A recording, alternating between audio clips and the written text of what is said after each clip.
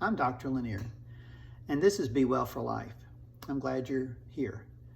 I've been talking about longevity, lifespan, health span, and trying our best, my best, to bring those together in a confluence of events and factors that we could live healthier and happier until we die, until we no longer are alive.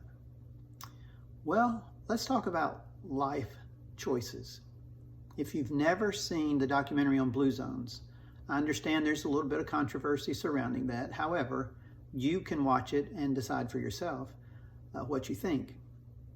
But bottom line is, when you read and listen about Blue Zones, there are certain areas of the world where people just live longer and happier and healthier.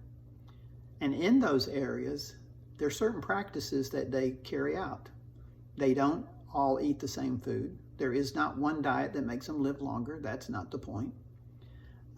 But there are certain practices within those communities that are common. I'm just going to tell you a few as a spoiler alert. They all move. They don't all live in modern society, but they don't all live in primitive societies. But they all move. They do a lot of walking from place to place. They also eat their own food.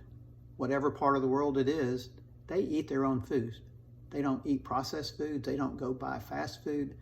They don't drink the wrong things. They don't overindulge in eating practices that would tend to kill us.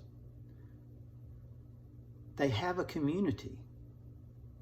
There are certain parts of the world where every Friday or Saturday they get together and they eat together and they are happy and they dance and they have a bottle of wine and they're just having a strong community.